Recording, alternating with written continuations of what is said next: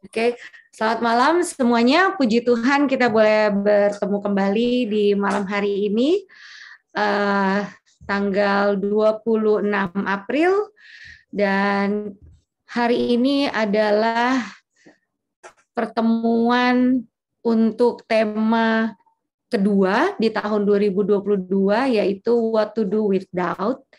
Dan kita berada di part ke 1, 2, 3, 4, keempat. Ya, yang pertama adalah What to Do with Doubt di 5 April, kemudian The Goodness of God, dan minggu lalu, Selasa lalu adalah The Love of God. Dan pada malam hari ini topiknya adalah Doubting God's Care. Oke, untuk itu kita akan langsung saja untuk membuka pertemuan kita pada malam hari ini. Untuk itu kita undang untuk berdoa. Mungkin apa Bang Amir kondusif untuk buka dalam doa? Oke. Mari kita berdoa. Bapa di sorga, kami panjatkan puji syukur kami kepadamu pada malam hari ini atas segala kemurahan dan kebaikan Tuhan yang sudah kami nikmati sepanjang hari. Tuhan, terima kasih untuk pertemuan pada malam hari ini ketika kami akan mempelajari firman Tuhan yang akan disampaikan oleh hamba Tuhan, Saudari Iren. Biarlah Tuhan memberkati masing-masing kami yang hadir. Ketika kami telah menyiapkan hati dan pikiran kami untuk menerima berkat-Mu, kuasai kami Tuhan dengan Roh Kudus-Mu, dan Roh Kudus-Mu memberikan kesanggupan, kekuatan kepada kami untuk mengerti dengan benar pelajaran yang kami akan terima pada sore hari ini. Secara khusus memberkati Saudara Iren dan juga Saudari Natalia yang akan menerjemahkan nanti, supaya firman-Mu ini boleh disampaikan dengan baik dan benar, sehingga itu menjadi sumber kekuatan baru bagi kami berjalan bersama dengan Tuhan. Diberkati juga Ibu Miranda yang akan menjadi moderator pada malam hari ini, supaya semua kebaktian dan acara kami berjalan dengan lancar. Kami mohon juga Tuhan memberkati akan media yang kami pergunakan, biar masing-masing kami boleh mendapat signal yang baik, dan pekabaran itu kami terima dengan baik semuanya hanya karena kemurahan-Mu. Kami mengucap syukur karena Tuhan hadir dalam perbaktian kami pada malam hari ini, dan kami percaya atas janji-Mu. Kami tidak pernah ragu atas janji Tuhan yang akan memberkati dan akan hadir di mana umat-umat Tuhan kumpul 2 atau 3 orang, Tuhan akan berkati pertemuan itu. Dan itulah yang kami imani pada malam hari ini akan terjadi sesuai dengan kehendak-Mu. Terima kasih Tuhan. Amin. Amin, terima kasih Bang Amir. Oke, Airin mungkin bisa secara briefly untuk kalau mau ada summary dari pertemuan kita 1, 2, 3 dan yang keempat kita bisa mulai segera. Silakan Airin. Well, it's good to see everyone again this Tuesday evening. Saya sangat senang bisa bertemu dengan Anda semua pada malam hari ini. Well, before we start with the summary, I was wondering, Miranda, if anyone is willing to have a small testimony how they were able to see either God's goodness, God's love, through the doubt that they were going through, and how God actually showed them His love and His goodness. Sebelum kita memulai untuk mengulang pelajaran minggu sebelumnya, mungkin Miranda kita akan mengundang saudara-saudari kita yang akan memberikan kesaksian tentang kasih dan kebaikan Tuhan melalui keraguan yang sempat mereka hadapi atau alami, supaya juga boleh menjadi suatu kesukaan untuk bagi kita pada malam hari ini. Ya, boleh sekali ya. Jadi mungkin sebagai anak Tuhan, seringkali kita katakan bahwa kita yakin bahwa Tuhan pasti menolong. Kita yakin bahwa segala sesuatu yang terjadi adalah yang terbaik. Tapi ternyata dari pelajaran-pelajaran yang kita lihat, bahwa Tuhan izinkan adanya keraguan itu. Nah, mungkin yang sudah hadir pada malam hari ini boleh sharing karena kita juga ingin tahu ya Irene ya, dari yang sudah kita rasakan. Tidak apa-apa, mungkin ada yang belum hadir kesempatan yang lalu, tapi topik kita adalah mengenai keraguan, dan mungkin ada yang sudah dilewati atau baru saja atau beberapa waktu silam, atau mungkin yang sedang mengalami keraguan itu saat ini, boleh silakan di-sharing. Silakan. Saya lihat di sini ada Cecil, tapi saya tidak tahu kondusif atau tidak untuk berbagi. Mungkin kalau boleh berbagi, silahkan.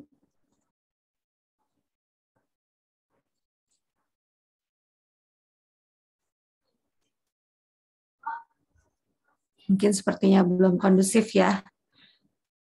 Ada Mem Devi di sini, ada Ibu Glinawati, ada Tante Vera, atau bahkan Bang Amir, boleh juga loh, kalau mau sharing mengenai keraguan.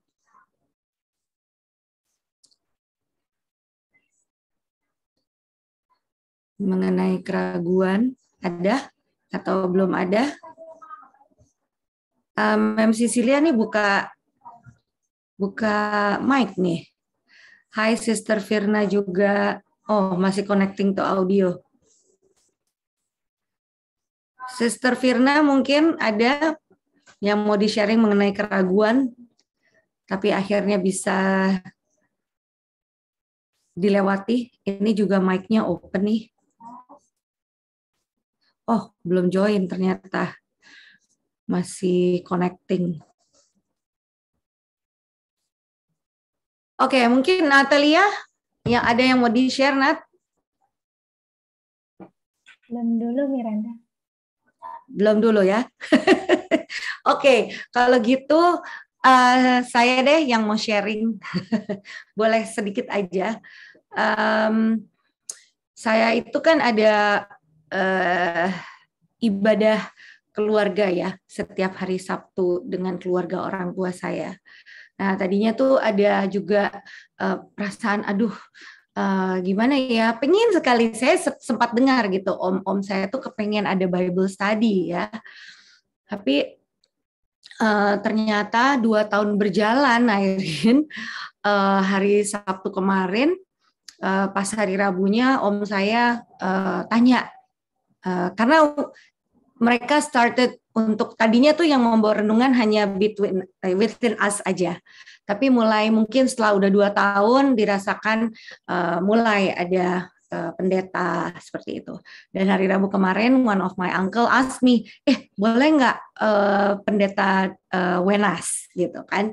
Jadi saya sempat, maksudnya senang, tapi sempat juga merasa aduh gimana ya gitu, berani nggak ya, karena kan kita lebih junior ya Airin ya, merasakan bahwa Tuhan udah kasih, dan sejujurnya awal-awal mendoakan nih Airin ya, tapi kemarin-kemarin sempat lupa gitu mendoakan untuk bisa terjadi Bible study gitu kan ya, tapi puji Tuhan ternyata it went smooth banget gitu, karena mepet, pendeta juga bisa, dan saya memberanikan diri akhirnya gitu, nanti mungkin singkat aja terus kita buka tanya jawab. Oh, disambut dengan baik. Jadi disitulah merasakan bahwa tadinya tuh di awal semangat gitu mendoakan, aduh kapan waktunya, tapi karena ditunggu-tunggu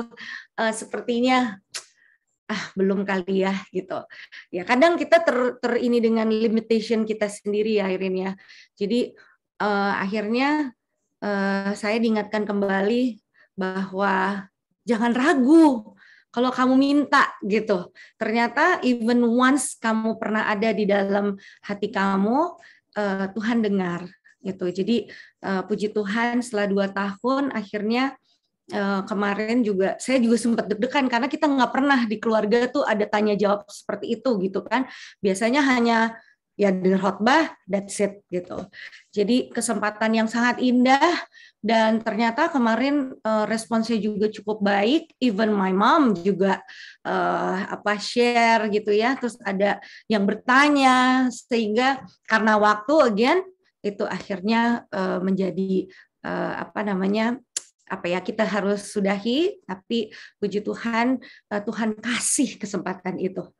Ya, mungkin nggak keraguan yang kayak, oh Tuhan, saya mempertanyakan keberadaan Tuhan ya Irene, but keraguannya itu lebih ke kayak nunggu, tapi kapan? Tapi saya akhirnya tersentil bahwa, ternyata kamu yang nggak sungguh-sungguh minta gitu.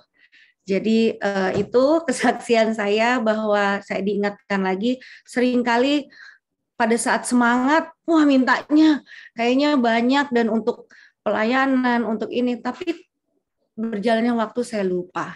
Tapi Tuhan begitu baik dan disitulah kasih Tuhan memberikan kesempatan itu. All to His glory. Thank you. Amen. Thank you, Miranda, for sharing. I like to hear your stories because it encourages each one of us that God is good and that God shows us His goodness in different ways because each one of us have different experiences. Terima kasih untuk kesaksiannya Miranda, dan saya lebih senang mendengar kesaksian atau cerita-cerita dari Anda semua karena itu akan menguatkan kita semua tentang betapa baiknya Tuhan dan kebaikan Tuhan dalam kehidupan kita, karena setiap kita pastinya memiliki pandangan atau perspektif yang berbeda. And so we're going to go ahead and continue with our series and what to do with doubt. Dan kita akan melanjutkan series kita dengan judul apa yang harus dilakukan dengan keraguan. As Christian, when we are questioned with a question of does God care? Ketika kita sebagai seorang Kristen dan mempertanyakan pertanyaan, apakah Tuhan peduli? We can say easily, of course God cares. Dengan gampangnya kita pasti akan menjawab, pastinya Tuhan peduli. But is it just lip service, or do we really know deep down in our heart that God really cares? Apakah itu hanya ucapan di bibir kita saja, atau di dalam hati kita sangat tahu bahwa Tuhan peduli? Because as we are going through this series regarding doubt, dan ketika kita melanjutkan seri tentang keraguan ini, and doubt is when we are uncertain about certain things. Keraguan adalah yaitu ketidakpastian tentang suatu hal. Even a lack of confidence in someone. Bahkan kekurangan kepercayaan di dalam diri seseorang. And as we have time and time again realized that doubt is like a virus. Dan seiring dengan waktu kita menyadari bahwa keraguan itu layaknya suatu virus. That it comes within us and attacks within us without us realizing it. Di mana virus keraguan itu muncul dari dalam diri kita dan menyerang dari dalam kita.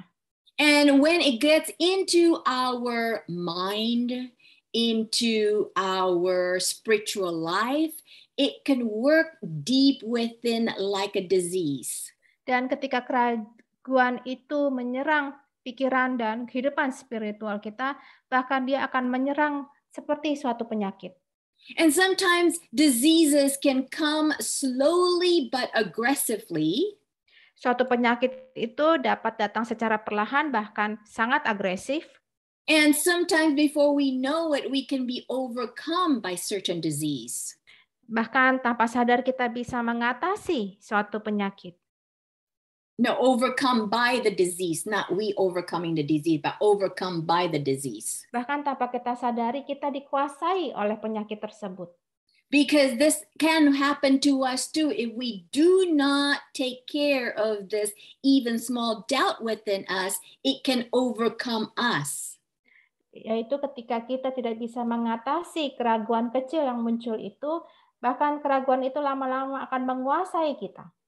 And doubt comes in varying degrees, as we have discussed in our previous lessons. Dan keraguan itu muncul dalam berbagai tingkatannya di dalam kehidupan kita. We talked about the existence of God. Kita belajar tentang keberadaan Tuhan. And as Christians, we know that God exists, but does he personally care about our individual lives? Kita percaya bahwa Tuhan itu ada, tetapi apakah Tuhan peduli dengan kehidupan pribadi kita? And we also ask ourselves, if God is good, then why does all of these sufferings happen around us? Dan kita selalu bertanya-tanya dalam hati kita, jika Tuhan baik, mengapa ada begitu banyak penderitaan di sekitar kita? In fact, there are philosophers who ask the question, is God willing and able to completely take out evil? Bahkan ada seorang pada zaman dahulu, seorang yang pintar yang berkata bahwa jika Tuhan itu mampu dan mau untuk menumpas segala kejahatan, because they can see how evil just penetrates all over lives here on this earth. Karena kita menyadari ada begitu banyak kejahatan yang muncul di dalam kehidupan di bumi ini. And God is always the one to be blamed for all these evil works. Dan Tuhanlah yang selalu dipersalahkan atas segala kejahatan yang dibuat oleh si jahat. But we learned that there was, and there is still an enemy of God that is creating all of these evil works. Kita sudah pelajari bahwa selalu ada dan akan selalu ada musuh yang menciptakan kejahatan ini. And then we also take a look, does God really love us? Dan kita juga belajar apakah Tuhan benar-benar mengasihi kita. And if we ever doubt God's love, all we need to do is look at the cross. Dan ketika kita meragukan kasih Tuhan, yang harus kita lakukan adalah memandang kepada salib itu. Because one of devil's most effective weapon to us is for us to doubt God. Salah satu senjata iblis yang paling efektif adalah ketika kita meragukan Tuhan. Because when we doubt God, then we can't trust him. Karena ketika kita meragukan Tuhan, kita tidak dapat percaya kepadanya. When we doubt God, then we feel that we have to take care of ourselves. Ketika kita meragukan Tuhan, kita berpikir kita harus mengurus diri kita sendiri. Therefore, this is where fear, anxiety, worry comes into our mind. Oleh sebab itu, muncullah rasa panik, rasa keraguan, dan kecemasan di dalam pikiran kita. And before we continue to our lesson, let us pray one more time. Marilah kita berdoa sekali lagi. Father in heaven, I thank you for Pa Amir who has prayed for us. Bapa yang di surga, kami berterima kasih kepada Pak Amir yang sudah mendoakan kami. But once again, we come to your throne of grace, asking you to please empower us with the Holy Spirit. Dan kami datang ke dalam tahta kemuliaan Tuhan, kiranya Tuhan mencurahkan Roh Kudus kepada kami semua. So that we may be able to see who you are. Supaya kami dapat melihat siapa Tuhan yang sebenarnya. And that we can be more firm in our faith and our trust in you. Supaya kami memiliki iman yang lebih kuat dan percaya yang lebih kuat kepada Tuhan. Help me and Natalia to be connected to you. Bantulah Irene dan juga hamba-Mu untuk terhubung dengan Engkau. So that every word that we speak is only from you. Supaya setiap perkataan yang kami ucapkan hanya berasal dari Tuhan. In Jesus' name we pray. Dalam nama Yesus kami berdoa. Amen. Amin. Let us open our Bible to Romans chapter 8, verse 28. Mari kita buka Alkitab kita di Roma 8 ayat 28. Kita tahu sekarang bahwa Allah turut bekerja dalam segala sesuatu untuk mendatangkan kebaikan bagi mereka yang mengasihi Dia, yaitu bagi mereka yang terpanggil sesuai dengan rencana Allah. So just like what we have read, the first few words of this verse says, and we know. Sesuai dengan ayat yang baru kita bicarakan, di sini disebutkan bahwa kita tahu. Do we really know Apakah kita benar-benar tahu that what this Bible text says is really true? apakah yang disebutkan di ayat Alkitab ini benar? That in all things, Bahwa dalam segala hal, you know, it's easy to see something good to be God's purpose.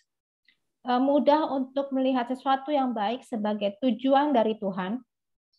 But when it comes to bad things happening to us, do we doubt regarding what we know? Dan ketika hal buruk terjadi pada kita, apakah kita muncul keraguan dengan apa yang kita ketahui? Because the way Paul wrote this is as if he had complete confidence. Dan seakan-akan Paulus ketika menuliskan ayat ini, seakan-akan dia memiliki kepercayaan yang tinggi. But when we are in the circumstances, Tetapi jika kita berada dalam kondisi ini, especially when it's about trials or suffering or problems, terutama ketika kita menghadapi pencobaan, masalah, dan pergumulan, do we know or do we doubt? apakah kita tahu atau kita ragu? There's a pastor, Charles Swindoll, who said, life is 10% of what happens to you.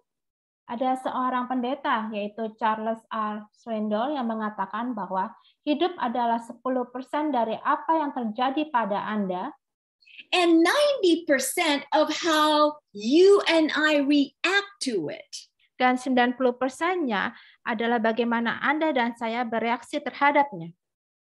You know, when I look at this quote, it made me think. Dan ketika saya membaca kutipan ini membuat saya berpikir, Is it true that how our life is and how our life becomes is because of how our reaction to what happens to us? tentang bagaimana hidup itu dan akibat hidup itu serta reaksi kita terhadapnya? Because if life is only 10% of what happens to us and 90% of how we react to it, Karena jika hidup adalah 10% dari apa yang terjadi pada kita dan 90% bagaimana reaksi kita terhadap hidup itu, then our reaction to a situation can literally have the power to change the situation itself. maka reaksi kita terhadap suatu situasi secara harfiah memiliki kekuatan untuk mengubah situasi itu sendiri. Or are we often overcome by doubt, by fear, by anxiety because of what happened to us? Tetapi apakah kita mengatasi kehidupan kita dengan keraguan, dengan kecemasan, dan dengan apa yang terjadi dalam kehidupan kita? Let us go ahead and study a story in 2 Kings chapter 6. Mari kita baca di dalam kitab 2 Raja-Raja pasal ke-6 ayat 8-13. I hope you have your Bible with you so that you can read along with us, because there is power when you read it personally and not just listening to Natalia reading it for us. Marilah kita membuka Alkitab kita masing-masing, karena kita percaya ada kuasa ketika setiap kita membaca langsung ayat-ayat tersebut dari Alkitab Anda. 2 Raja-Raja 6. Yeah. We're going to go ahead and read 2 Kings 6, verse 8 through 13. Kita akan membaca 2 Raja-Raja 6 ayat 8-13. Tindakan Elisa dalam peperangan melawan Aram. Itunya ada di kantong hijau ya. Raja negeri Aram sedang berperang melawan Israel. Ia berunding dengan pegawai-pegawainya. Lalu katanya, ke tempat ini dan itu haruslah kamu turun menghadang. Tetapi abdi Allah menyuruh orang kepada Raja Israel mengatakan, awas, jangan lewat dari tempat itu, sebab orang Aram sudah turun menghadang ke sana. Sebab itu, Raja Israel menyuruh orang-orang ke tempat yang disebutkan abdi Allah kepadanya. Demikianlah Elisa memperingatkan kepadanya, supaya berawas-awas di sana, bukan sekali, 2 kali saja. Lalu mengamuklah hati Raja Aram tentang hal itu. Maka dipanggilnyalah pegawai-pegawainya. Katanya kepada mereka, tidakkah dapat kamu memberitahukan kepada siapa dari kita memihak kepada Raja Israel? Tetapi berkatalah salah seorang pegawainya, tidak tuanku raja, melainkan Elisa, nabi yang di Israel, dialah yang memberitahukan kepada Raja Israel tentang perkataan yang diucapkan oleh tuanku di kamar tidurmu. Berkatalah raja, pergilah melihat. No, not yet. Sorry. Let's go ahead and just let's just keep it to 12 for now. Okay. Sorry. So, from what we have just read, dari apa yang baru saja kita baca, do we ever feel like we are Israel, where the enemy constantly trying to attack us at every angle? Seakan-akan kita seperti Israel yang diserang oleh musuh dari berbagai pihak. If he is not succeeded in one area, we feel like we are attacked in another area. Ketika kita tidak berhasil di satu area, kita akan diserang di area yang lain. For example, he may be attacking your marriage life. Sebagai contoh, mungkin Anda diserang dari kehidupan pernikahan Anda. And if Satan is not successful with that, then he goes to our children. Dan ketika iblis tidak berhasil di sana, dia akan menyerang pada anak-anak kita. And if he's not successful with our children, then he may attack our finances. Kalau dia tidak sukses menyerang anak-anak kita, iblis akan menyerang keuangan kita. Maybe he doesn't attack our finances, but he attacks our reputation. Mungkin iblis tidak menyerang keuangan kita, tetapi dia menyerang reputasi kita. Have we ever felt like even every angle of our life as if we are being attacked? Bahkan seakan-akan dari setiap sudut kehidupan kita, kita ini selalu diserang. But from this story that we have just read, every attack that the enemy wanted to do, God was already prepared for it. Tetapi dari cerita ini kita membaca bahwa dari setiap sudut ketika musuh ingin menyerang, Allah sudah menjaganya untuk kita. In fact, from reading these texts, I came to realize that every plan of attack the enemy has toward us, bahkan dari cerita ini kita bisa mengetahui bahwa setiap rencana penyerangan dari musuh terhadap kita, the Lord weighs it and ask, I wonder if Irene can handle this one. And you know what? This is too much for her. Let's go ahead and swerve this plan of attack somewhere else. Seakan-akan Allah sedang mengetahui dan menimbang rencana itu dan menyarankan agar serangan itu dialihkan kepada tempat yang lain. And as we can see from this story, just the beginning of it, that the king of Syria was getting frustrated because every plan of attack failed. Dari cerita ini kita membaca bahwa Raja Aram ini frustasi karena setiap rencana penyerangannya itu gagal. See, sometimes we don't understand, or sometimes we don't see that God actually shields us or protect us from many things that we are not even aware of. Terkadang kita tidak dapat melihat bahwa Allah sedang melindungi kita dari setiap serangan yang ditujukan kepada kita. Every day that we have a day where no one that we love dies or no one gets into a catastrophic accident, it's actually a blessing comes from God.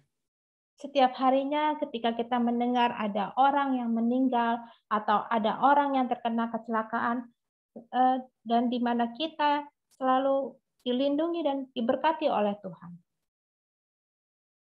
I'm sorry. I didn't mean it that way, Natalia. What I meant is whenever we don't have those situations is that we need to realize that God is the one that's protecting us. Ya. That's what I was trying to say. Ketika kita mendengar bahwa ada orang yang meninggal ataupun No. terkena I'm kecelakaan, sorry.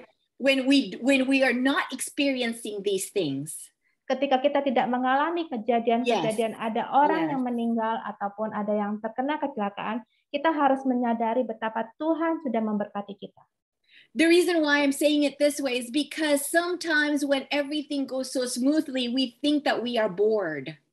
Terkadang ketika kehidupan berjalan amat sangat lancar dan kita dengan gampang merasa bosan. But yet, this happens because God is always trying to block and to protect his people. Ini terjadi karena Tuhan selalu menghadang dan melindungi umat-umatnya. And yet, from what we have just read, is that whenever the enemy has a plan of attack, God knows about it, even at the very secret chamber of the bedroom. Dari cerita ini kita mengetahui bahwa setiap rencana penyerangan dari musuh, Tuhan sudah mengetahuinya, bahkan dari kamar yang paling rahasia. And let's go ahead and continue with, before we read verse 13, let's open our Bible to Deuteronomy 31, verse 8. Mari kita buka di kitab Ulangan 31 ayatnya yang ke-8. Sebab Tuhan, Dia sendiri akan berjalan di depanmu, Dia sendiri akan menyertai engkau. Dia tidak akan membiarkan engkau dan tidak akan meninggalkan engkau. Janganlah takut dan janganlah patah hati.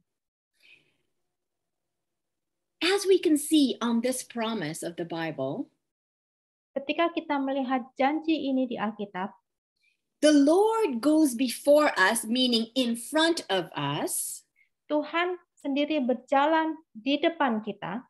But not only is he in front of us to protect us, he is also next to us to hold our hand. Bukan hanya Tuhan ada di depan kita, tapi Tuhan ada di samping kita untuk memegang tangan kita. And not only is he holding our hand, but he says, I will never leave you nor forsake you. Tuhan tidak hanya sedang memegang tangan kita, tetapi Tuhan berkata bahwa Dia tidak akan meninggalkan kita dan membiarkan kita.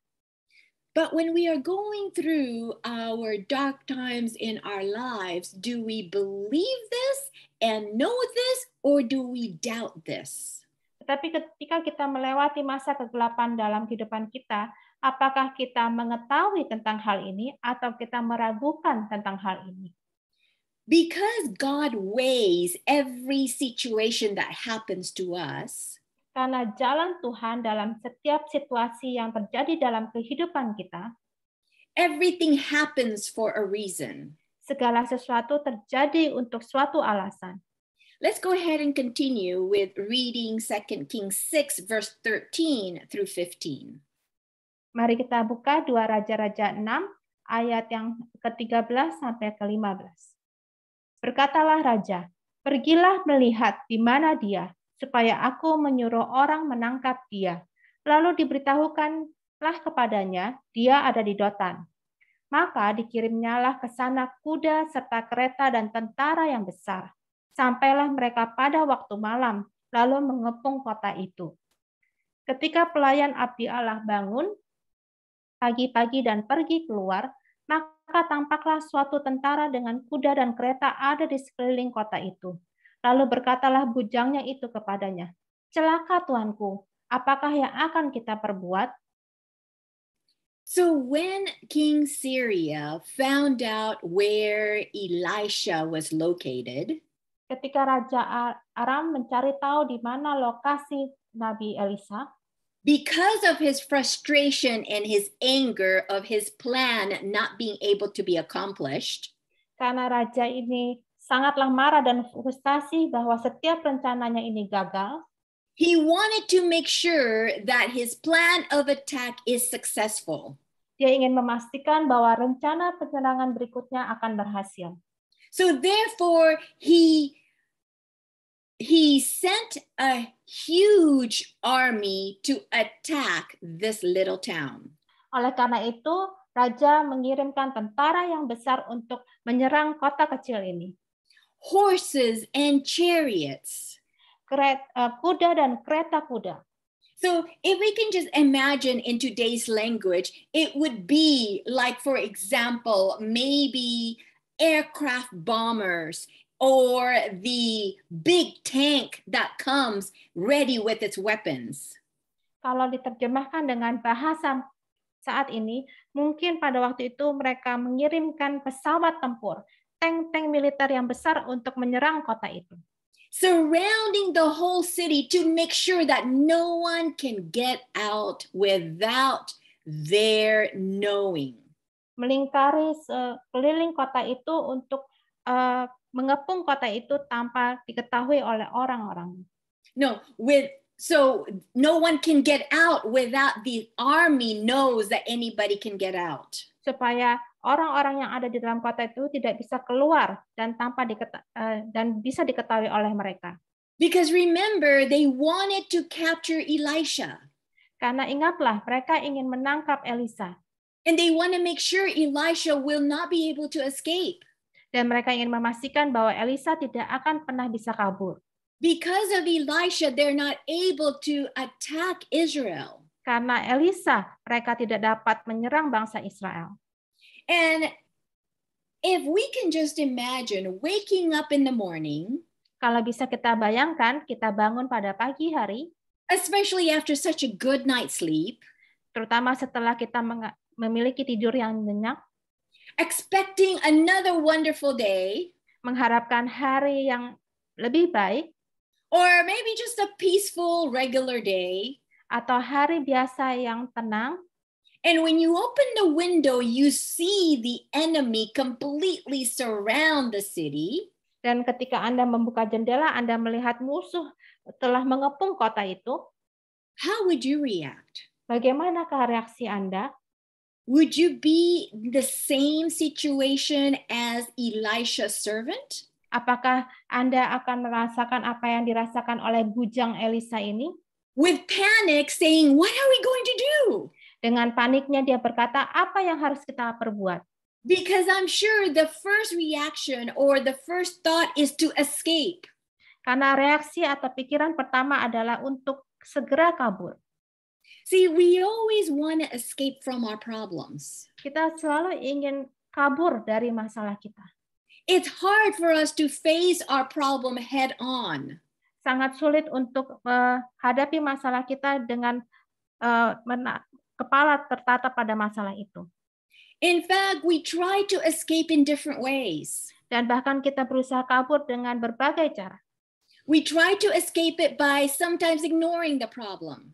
Kita berusaha kabur dengan mengabaikan masalah itu.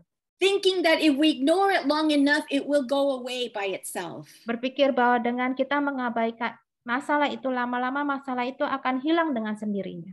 We try to escape by making us feel better. Kita berusaha kabur dari masalah dengan membuat diri kita merasa lebih baik. And to make us feel better, we may be watching movies to escape from our reality. Dan untuk merasa diri kita lebih baik, kita menonton film-film untuk membuat diri kita lebih nyaman. Or maybe as ladies, we would go shopping to make us feel good. Mungkin untuk para wanita, kita akan pergi berbelanja untuk membuat diri kita merasa lebih baik. So whatever it is, often we want to escape from our problems instead of focusing it head on. Dan apapun itu, kita berusaha kabur dari masalah kita tanpa menghadapinya dengan kepala kita sendiri. Remember the saying, 10% of life is what happens to us and 90% of it is our reaction to our problem. Ingatlah kutipan, hidup adalah 10% dari apa yang terjadi pada kita dan 90% dari bagaimana reaksi kita terhadap masalah itu. So when we are facing trials, when we are facing dark times in our life, do we focus on that problem? Ketika kita menghadapi suatu masalah atau masa gelap dalam hidup kita, apakah kita menghadapi masalah itu? Because when we only look at the problem and focus only on the problem, then there is that doubt that comes into our mind Does God care when we suffer? Ketika kita melihat atau terlalu fokus pada masalah itu, muncullah keraguan dalam diri kita. Apakah Allah peduli ketika kita menderita? Because we are blinded by just looking at our problem. Karena kita telah dibutakan dengan hanya melihat kepada masalah itu saja. But yet, let's go back to our original verse in Romans 8, verse 28. Mari kita kembali ke ayat kita sebelumnya, yaitu ke dalam Roma 8 ayat 28.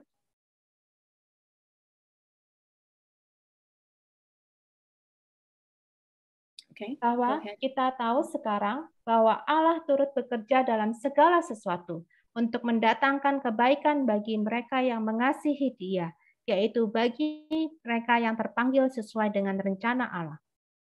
Whatever situation that you are personally in, apapun situasi yang Anda miliki saat ini, and I know that each one of us has our own personal struggles and trials that we face. Dan saya tahu setiap kita memiliki pergumulan dan pencobaan yang sedang kita hadapi.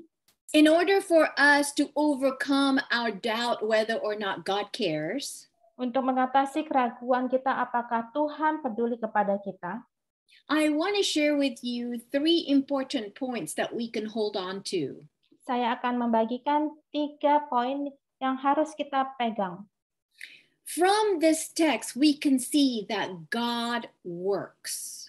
Dari bacaan ini kita melihat bahwa Tuhan bekerja. From the story that we can see that God is actively always working in our behalf. Dari cerita di Alkitab tadi kita melihat bahwa Tuhan selalu dengan aktif bekerja untuk kita. Because in Psalms 121 verse 3 and 4 says, karena di dalam Mazmur 121 ayat 3 dan 4 dikatakan, Ia takkan membiarkan kakimu goyah, penjagamu tidak akan terlelap. Sesungguhnya tidak terlelap dan tidak tertidur penjaga Israel. Do we really know that God never sleeps? Apakah kita benar-benar tahu bahwa Allah tidak pernah tertidur? That he's constantly on alert, he's constantly seeing what is happening to us. Bahwa Allah terus-menerus terjaga dan melihat apa yang terjadi pada kita. Even though we may not see it. Bahkan ketika kita tidak melihatnya. And see, sometimes because we can't see it, that's when we doubt. Bahkan terkadang karena kita tidak melihatnya, itulah yang meragukan kita. And sometimes because we don't understand why certain things happen to us, that's why we doubt. Bahkan kita tidak mengerti mengapa hal ini terjadi dalam kehidupan kita, oleh karena itu kita meragukan Tuhan. But yet during this time is when God is working on our behalf behind the scenes. Bahkan selama masa ini Tuhan sedang bekerja untuk kita di belakang layar. So when Elisha's servant came to Elisha with anxiety, ketika bujang Elisa datang kepada Elisa dengan rasa cemas, what are we going to do? Apa yang harus kita lakukan? Should we hide? Should we escape? Apakah kita harus bersembunyi atau kita harus kabur? Let us take a look what Elisha's answer. Mari kita lihat bagaimana jawaban Elisa. 2 Raja-Raja 6 ayat 16. Jawabnya, jangan takut, sebab lebih banyak yang menyertai kita daripada yang menyertai mereka. Do not fear was Elisha's first words to his servant. Jangan takut adalah kalimat pertama yang diucapkan Elisa kepada hambanya. Because fear is the first reaction that we have when we are facing any kinds of problem. Karena rasa takut adalah reaksi pertama kita ketika kita menghadapi berbagai jenis masalah. We may feel afraid of losing our loved ones because we just heard the diagnosis. Kita mungkin takut kehilangan saudara-saudari kita ketika kita mendengar diagnosa suatu penyakit. We may fear of losing our money when we see the bills that we have to pay. Kita mungkin takut kehilangan uang kita ketika kita melihat tagihan yang harus dibayar. We may fear of losing our children because of their rebellious attitude. Kita takut kehilangan anak-anak kita ketika mereka memberontak kepada kita. Because fear is the most effective poison that the devil puts in us. Karena rasa takut adalah racun yang sangat efektif yang diberikan iblis kepada kita. Because fear has a way of blinding us for any hope or any faith or any trust in God. Karena rasa takut itu membutakan akan segala harapan dan iman yang diberikan Tuhan kepada kita. And Elisha says, Dan Elisa berkata bahwa sebab lebih banyak yang menyertai kita than with them. Daripada yang menyertai mereka. Last week, we talked about how there are 1/3 of angels that followed Lucifer, but yet 2/3 of the angels stayed loyal to God. Pada minggu lalu kita belajar bahwa ada 1/3 malaikat surga yang mengikuti Lucifer, tetapi ada 2/3 jumlah malaikat yang setia kepada Tuhan. So that means they are still double the amount of those who are with God than those who are with the enemy. Maka jumlahnya yaitu 2 kali lebih banyak yang menyertai Tuhan daripada yang menyertai musuh. Therefore, we should not fear. Oleh karena itu kita tidak boleh takut. And number 2, the Bible text says, God works for the good. Dan yang kedua, bahwa Tuhan bekerja untuk kebaikan. And see, this is the hardest thing for us to believe or to remember, especially when we're going through our dark times. Ini merupakan bagian tersulit ketika kita harus percaya tentang hal ini atau mengingat hal ini ketika kita melewati masa-masa gelap dalam hidup kita.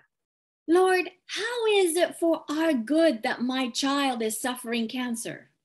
Tuhan, apakah yang baik untuk saya jika anak saya menderita sakit kanker? Lord, how is it for our good that we don't have money to pay the bills? Tuhan, bagaimana ini untuk kebaikan saya jika saya membutuhkan uang untuk membayar tagihan-tagihan ini? Lord, how is it for our good when we lose our job? Tuhan, bagaimanakah ini untuk kebaikan kita jika kita harus kehilangan pekerjaan kita? See, when we are going through trials, it's so hard to look at it that it is for our good. Ketika kita menghadapi suatu pencobaan, sangatlah sulit bagi kita untuk melihat bahwa ini untuk kebaikan kita. But yet there's a saying that says there is a blessing hidden in every trial in life. Tetapi ada suatu kutipan yang mengatakan ada suatu berkat yang tersembunyi dalam setiap ujian. Because remember, every trial that we face, God has already weighed it to see whether or not we can handle it. Dalam setiap cobaan hidup kita, Allah telah menimbangnya apakah kita mampu untuk mengatasinya. But you have to be willing to open your heart to see these blessings. Tetapi Anda harus mau untuk membuka hati Anda untuk dapat melihatnya.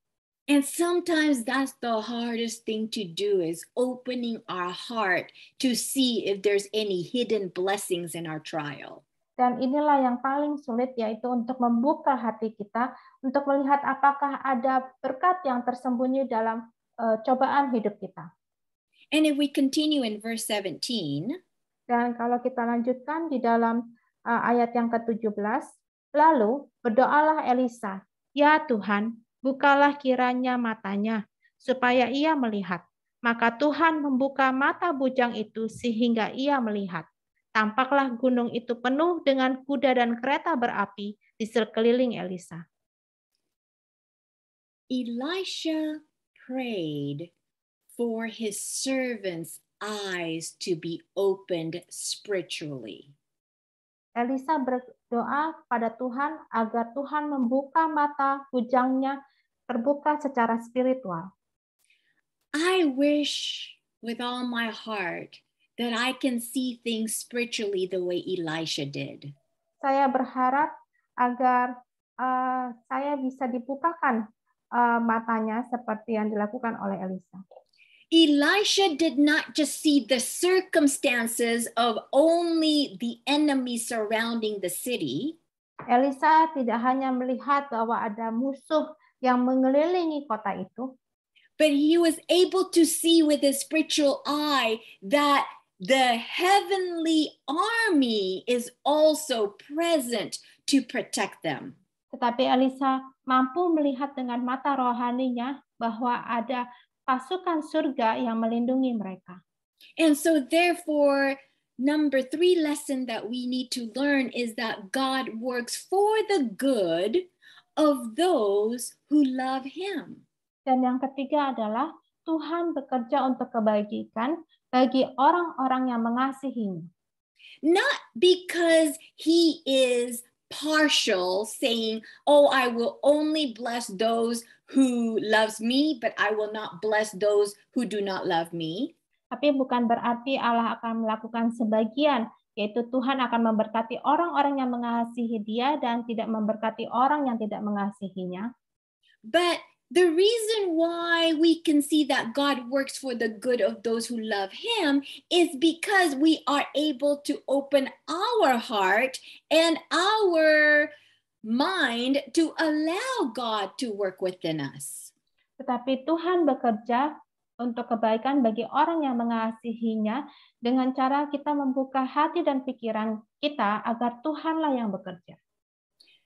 We need to be the way Elisha is by opening our eyes to see that God is always surrounding us with his angels.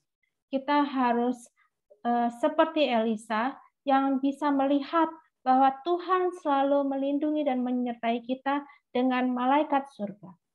Because Psalms 34 verse 7 says it. Karena di dalam Mazmur 34 ayat 7 dikatakan seperti itu. Malaikat Tuhan berkemah di sekeliling orang-orang yang takut akan Dia, lalu meluputkan mereka. See, the angel of the Lord is always surrounding us because we want to be surrounded by the Lord's army. Malaikat-malaikat Tuhan selalu menyertai kita karena kita selalu dikelilingi oleh tentara surga. And this is what we need to see with our spiritual eye. Dan inilah yang harus kita lihat dengan mata rohani kita.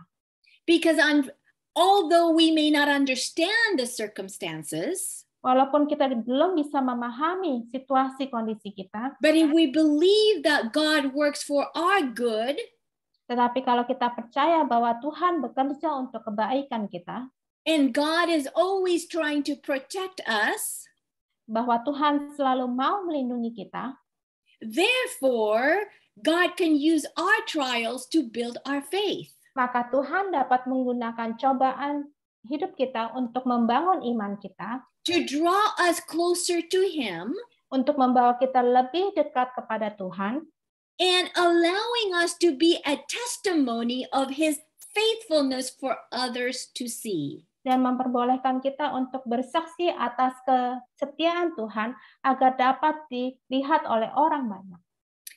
We go through our trials to be a blessing to other people. Kita harus melewati cobaan hidup kita untuk menjadi berkat bagi orang lain. That's why when we have these Bible studies, I love to listen to your stories. Oleh karena itu, ketika kita memiliki Bible study setiap malam, saya ingin mendengar cerita dari Anda. Because your stories can strengthen me and other people who are listening too.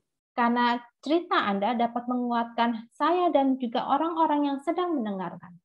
Because when we hear your testimony, it grounded us even more that we know who God is.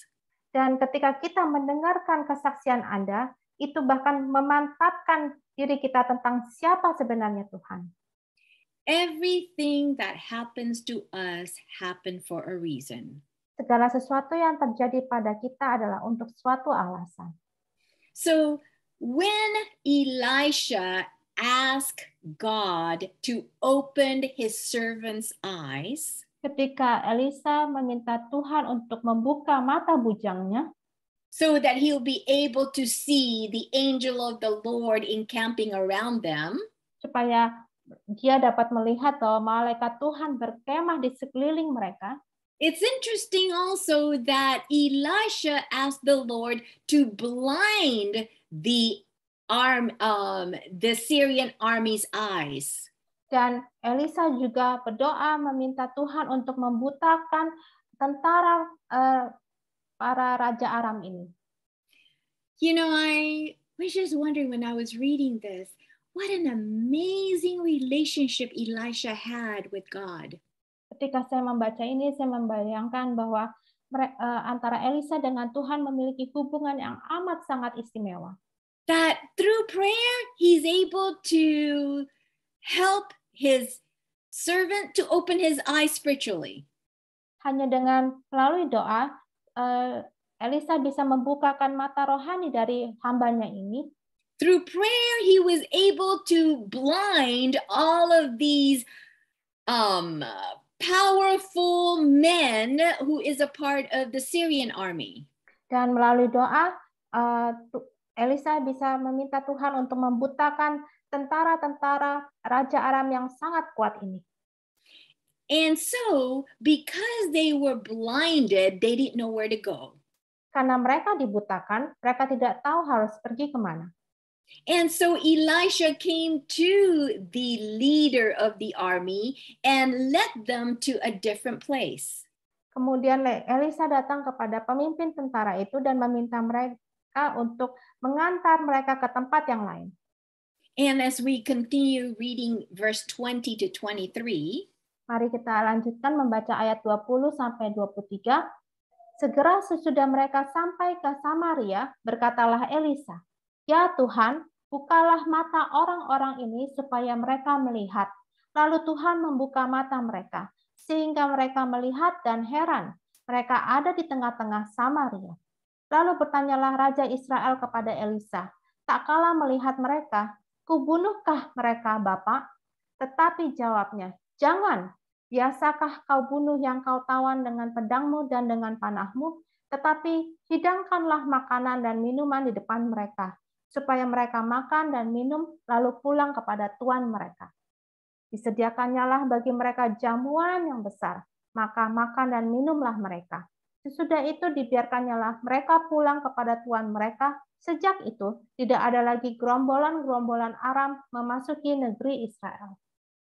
every trial that we face, no matter how dark it may seem, Setiap cobaan yang kita hadapi, terlepas betapa gelapnya itu, from this story we see that it can be beneficial to someone else. dari sini kita bisa melihat bahwa itu bisa menguntungkan bagi pihak lain. We can be a source of blessing to someone else. Kita bisa menjadi sumber berkat bagi orang lain. We can be used by God for these people to see the goodness of God and his love. Kita bisa digunakan agar orang lain bisa melihat betapa baiknya Tuhan.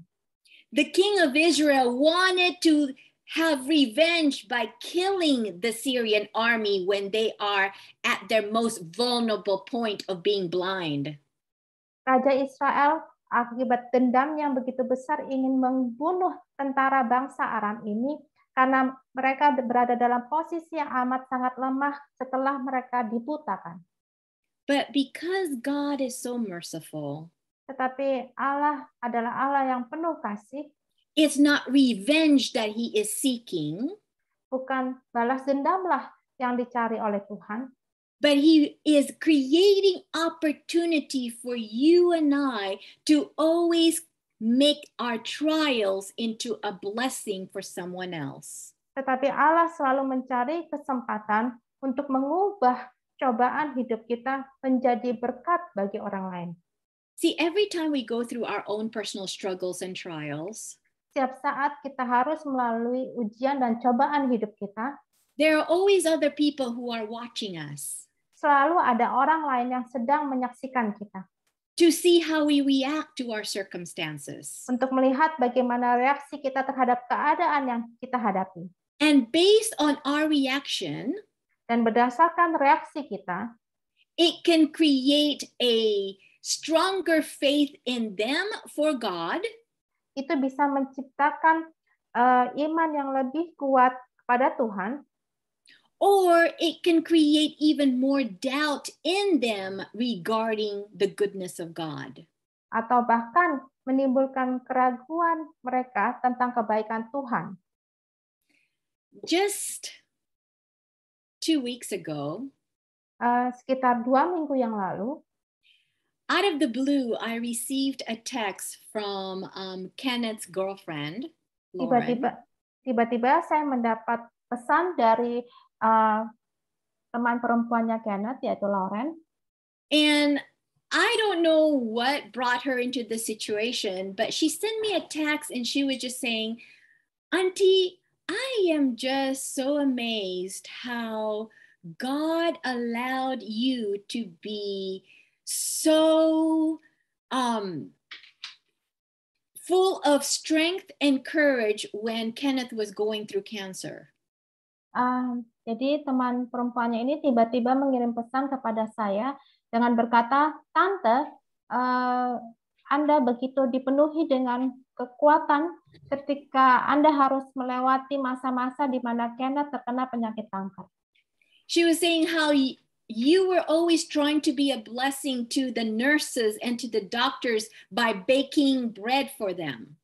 Anda berusaha menjadi berkat bagi para suster dan dokter yang merawat Kenneth dengan cara membuat roti untuk mereka. And you were always trying to figure out ways to make the meal or Kenneth's smoothie as healthy as possible, but yet it tastes good for Kenneth.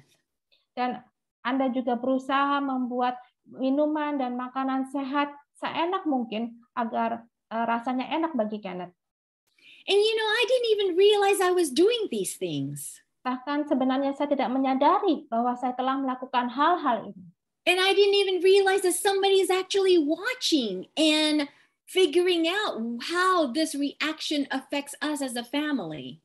Bahkan saya tidak menyadari bahwa ada orang lain yang sedang menyaksikannya dan memikirkan bagaimana ini semua terjadi dan memberikan dampak dalam kehidupan mereka. And sometimes we don't even know until 2 years later. Bahkan terkadang kita tidak menyadarinya bahkan setelah 2 tahun kemudian. This Bible verse or this Bible story seems to go on a fast forward, like it just happened so immediately.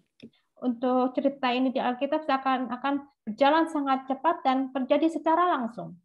But yet we going through our trials for many months and even many years. Tetapi kita menjalani ujian cobaan hidup kita berbulan-bulan bahkan bertahun-tahun lamanya. But it does not mean that we should lose hope. Tetapi bukan berarti kita harus kehilangan harapan.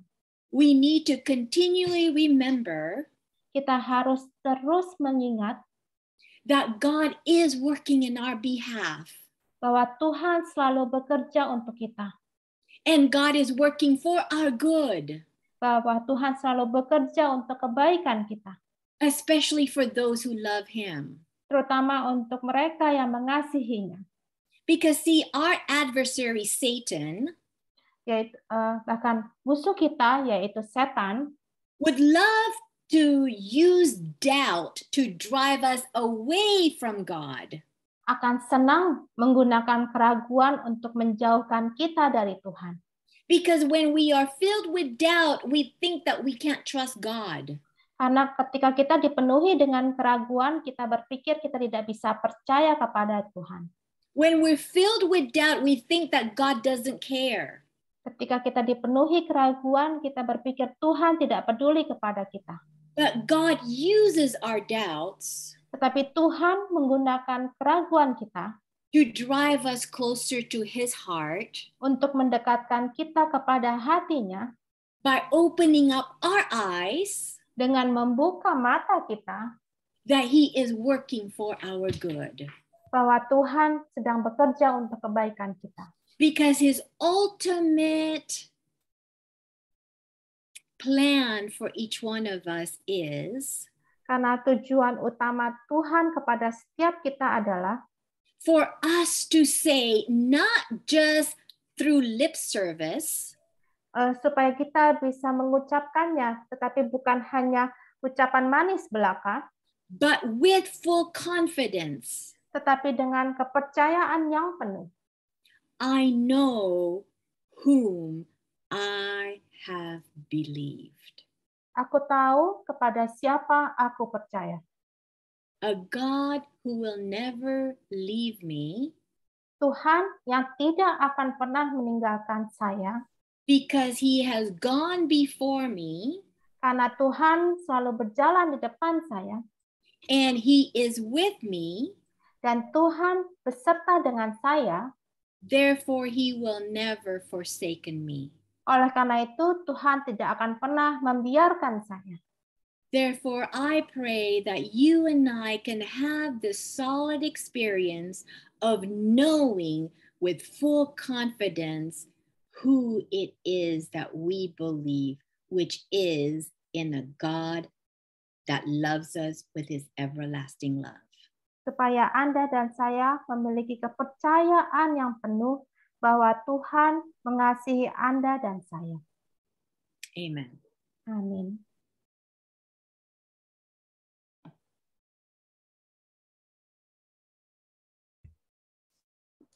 Amin.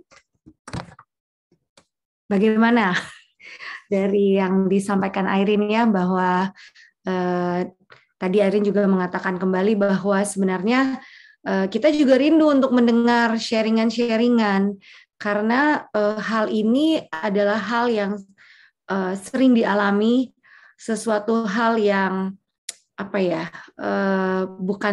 bukan sesekali gitu bisa terjadi, tapi ini adalah hal yang bahkan mungkin yang sangat naturally bisa terjadi gitu. Jadi kalau misalnya ada yang mau sharing mengenai keraguan ini, boleh ya. Saat ini mungkin tadi di awal belum terpikir, belum lebih terstruktur. Kalau saat ini mungkin ada yang mau sharing, boleh. Silahkan.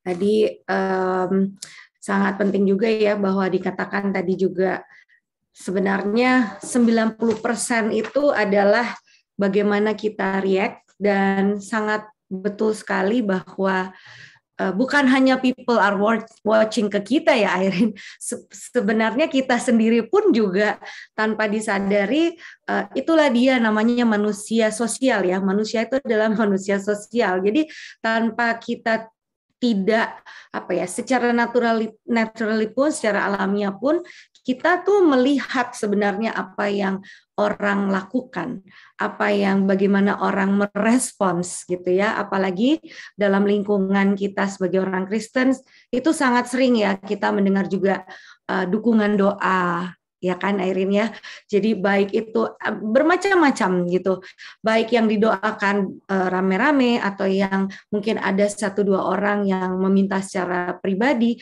sebenarnya itu kita saling melihat gitu. Dan satu hal tadi yang saya bisa ambil juga adalah keraguan itu adalah masuk di 90% itu ya Irene, how we react gitu. Jadi kalau 90% ya itu amat sangat sering terjadi sebenarnya. Jadi kalau misalnya ada yang mau sharing, boleh sekali. Dan tadi juga sudah diberikan bagaimana caranya supaya tidak ragu dengan berdoa. Dan kita juga mengingat bahwa berdoa adalah berkomunikasi dengan Tuhan ya. Jadi saya tadi cari-cari ya dari mana kutipannya, bahwa berdoa itu bukan membawa Tuhan turun sebenarnya, tapi untuk membawa kita naik kepada Tuhan. Jadi saya melihatnya adalah tadi seperti disampaikan bahwa bukakanlah mata kita, mungkin nggak bisa lihat secara fisik, tapi bukakanlah mata iman. Jadi pada saat kita berkomunikasi dengan Tuhan dan kita dibawa naik, berarti secara spiritual ya kan kita mendekat kepada Tuhan dan Tuhan akan bukakan secara spiritual juga. Dan tidak semua orang akan melihat karena balik lagi tadi, siapa yang sering ngobrol dengan Tuhan, dia juga pasti akan dibukakan hal-hal yang orang lain tidak lihat. Oke. Ada yang belum ada yang mau tergerak sharing atau bertanya?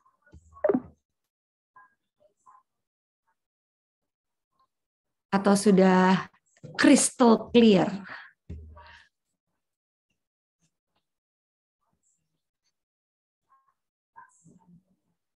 Oke, sepertinya sudah lebih jelas lagi ya bahwa foundation-nya ataupun juga landasannya kembali lagi adalah tadi juga disampaikan di Ulangan 31 ayat 8 ya, bahwa dia sendiri akan berjalan di depanmu.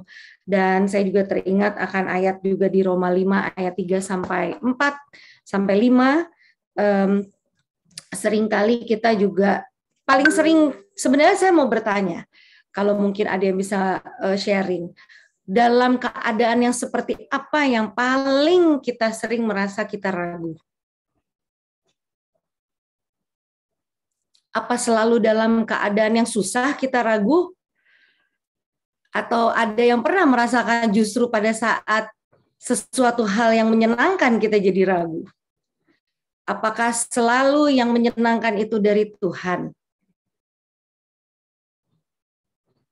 Sehingga membuat kita tidak ragu kalau ada hal-hal kan tadi, karena kalau yang di-sharing kan lebih kepada misalnya kita sulit, kita sakit, kita berduka, itu kan hal-hal yang kita tidak inginkan sebenarnya ya. Gitu. Tapi saya mau bertanya lagi sebenarnya Arin, apakah di saat-saat yang kita happy atau kita sukses, apakah di situ ada keraguan enggak? Mungkin ada yang pernah merasakan pada saat happy justru ragu. Atau tidak ragu karena kita yakin semua yang happy itu adalah pasti dari Tuhan. Apakah iya seperti itu?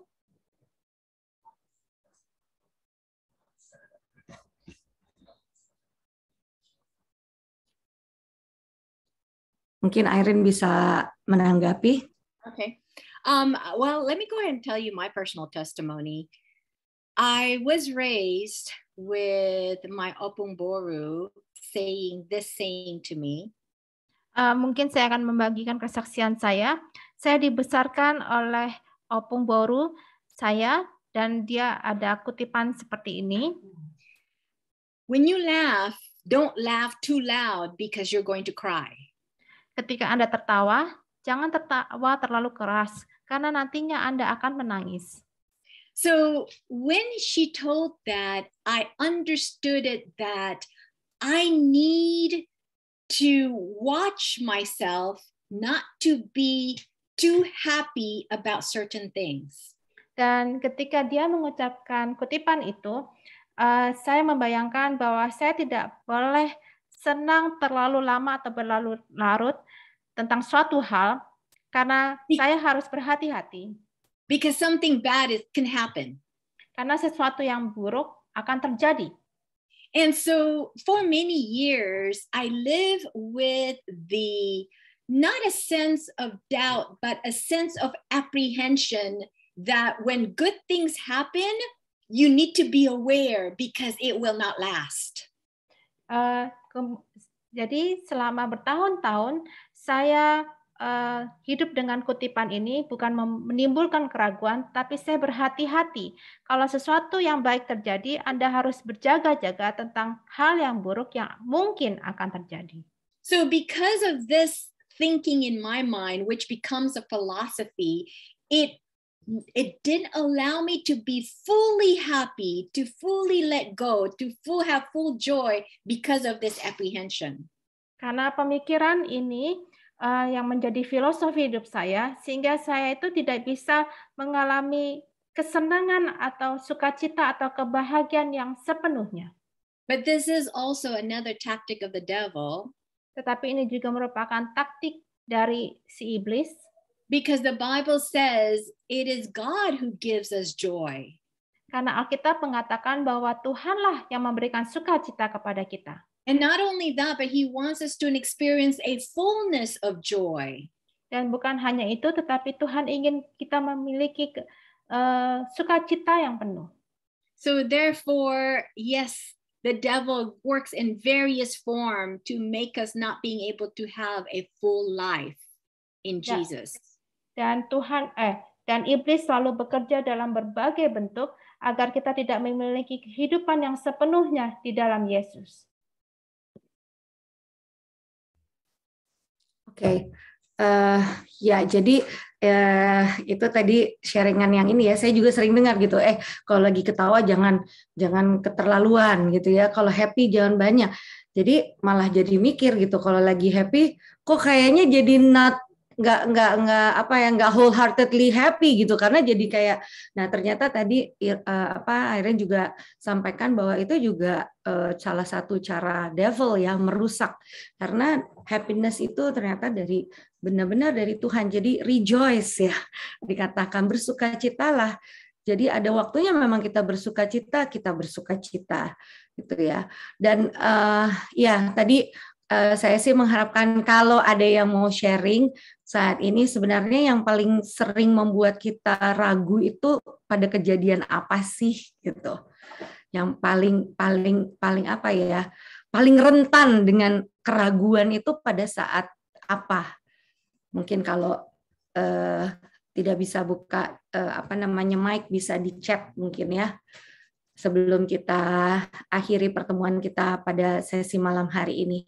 Karena kenapa saya bertanya seperti itu, dari situlah kita juga dapat nanti menggali ya untuk pembahasan kita lebih lanjut gitu, supaya apa yang dibutuhkan dari pertemuan kita ini, itulah yang bisa kita juga menggalinya lebih jauh lagi.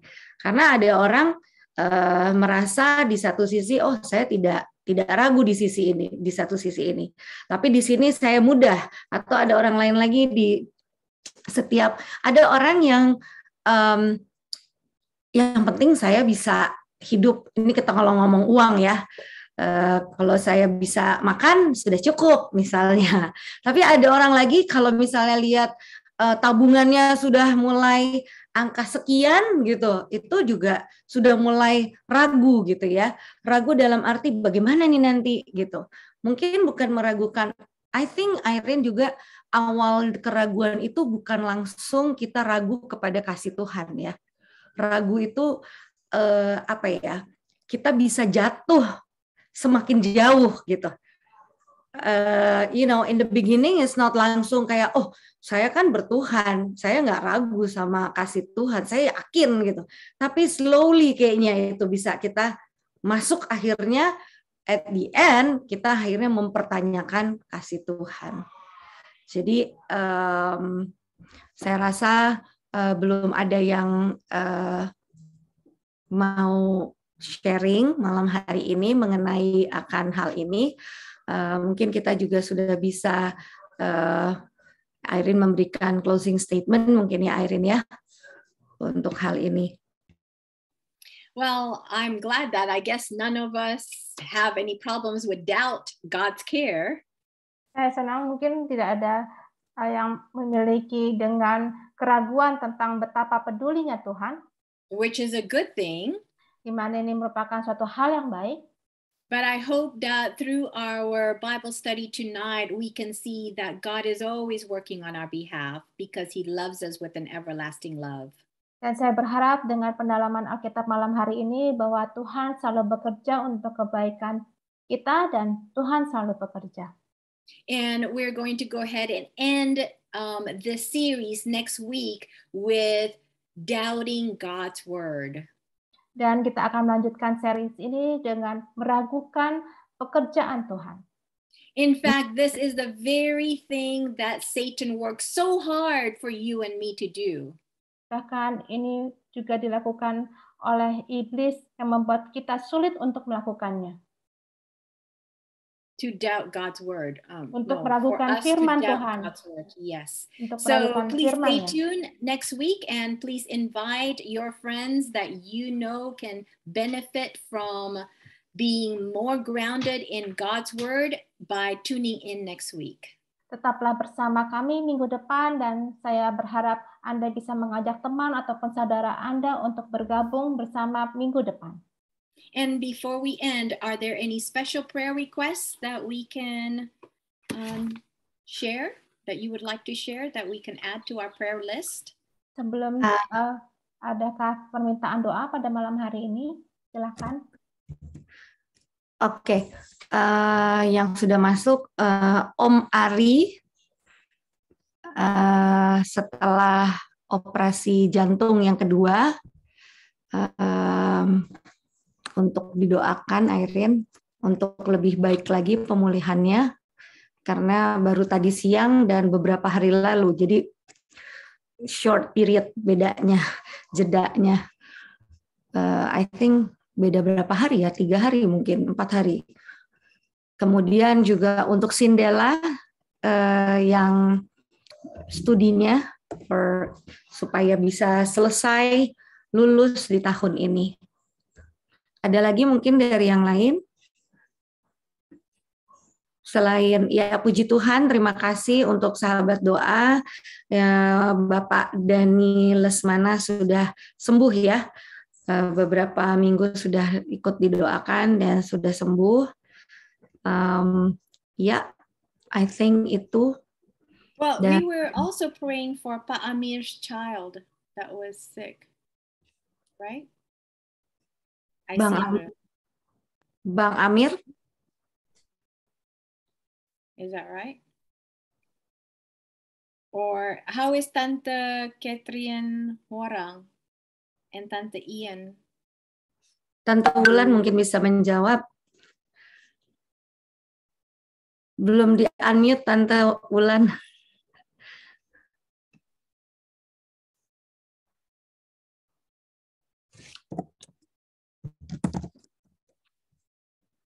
Ya, belum. Kenapa nggak kedengaran ya? Sudah di-unmute sih padahal.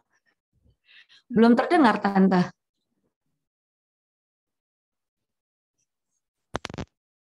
Udah ya. belum? Ya, udah Tante. Silakan. Tante Catherine Warang masuk rumah sakit lagi hari ini. Dan Tante Inwo Willing sudah kritis. Oh, oke. Kita doakan. Iya. Terima kasih update-nya, Tante. Iya, makasih. Oke. Airin, satu tambahan lagi. Ternyata Sindela hari ini ulang tahun. Jadi, tolong didoakan. Untuk bisa semakin dekat dengan kehendak Tuhan dan berjalan bersamanya. Doanya. Oke, satu lagi mungkin Airin juga, bukan satu lagi sih, ada 2 lagi. Untuk di sini ada bersama dengan kita Linkan ya, dari kemarin dia sakit, mungkin besok mau ke dokter, tapi semoga tekanan darahnya bisa turun. Dan untuk Teresa yang akan berangkat untuk lanjut ke Thailand, Airin, untuk her study. Oh, okay. Ya.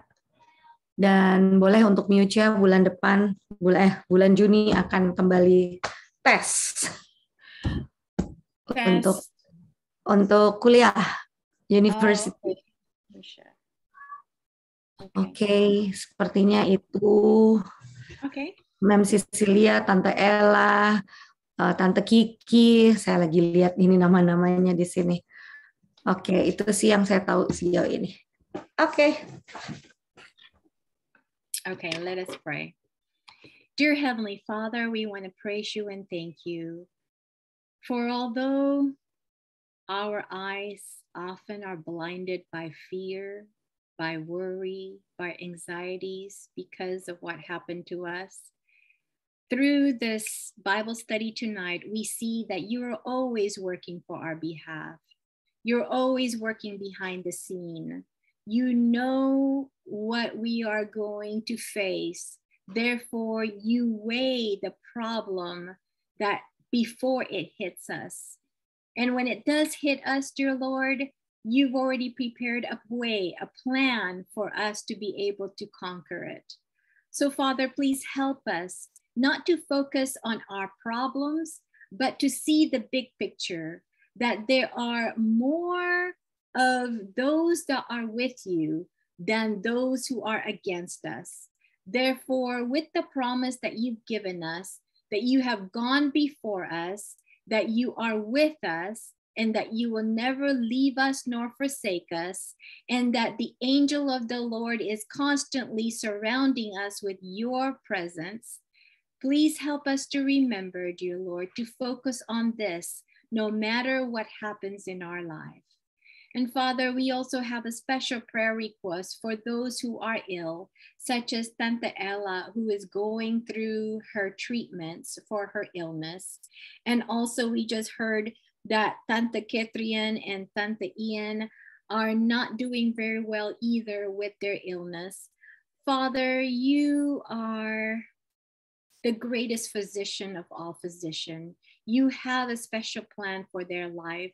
So we ask for you to please give them the peace, give them everything that they need so that they can have a stronger faith in you during this time in their life.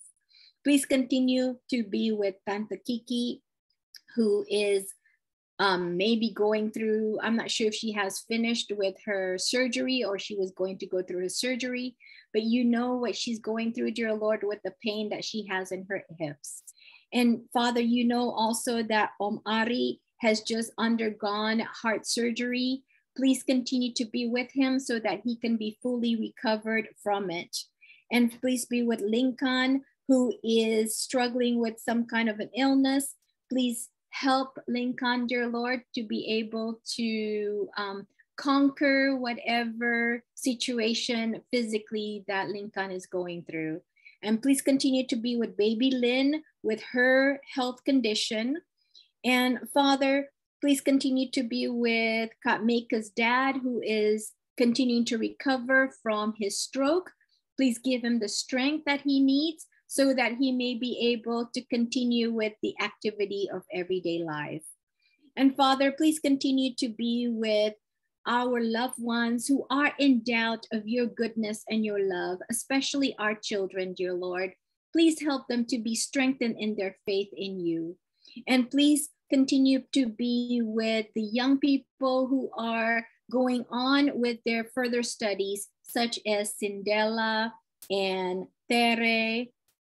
Please help them to be able to know that through the study that you will guide them and show them the way for their future. And continue to be with Musha, who is preparing for another examination that she needs to do in June.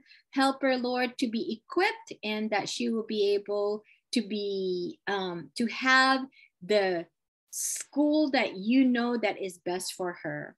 And Father, please continue to be with Teresa, who is traveling. Also give her traveling mercy.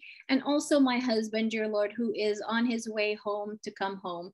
And I don't know what the situation is at the airport. He has some problems, but help him, Father, that he will be able to arrive safely tomorrow here at home again.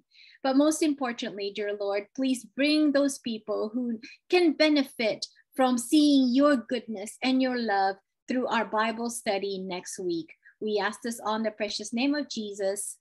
Amen. Thank you, everyone, for staying tuned. I truly appreciate your faithfulness in staying with us through this Bible study. May God bless you for the upcoming week. Thank you, Irene, Miranda, dan Thank you, Irene. Thank you, Miranda. Thank you, Natalia.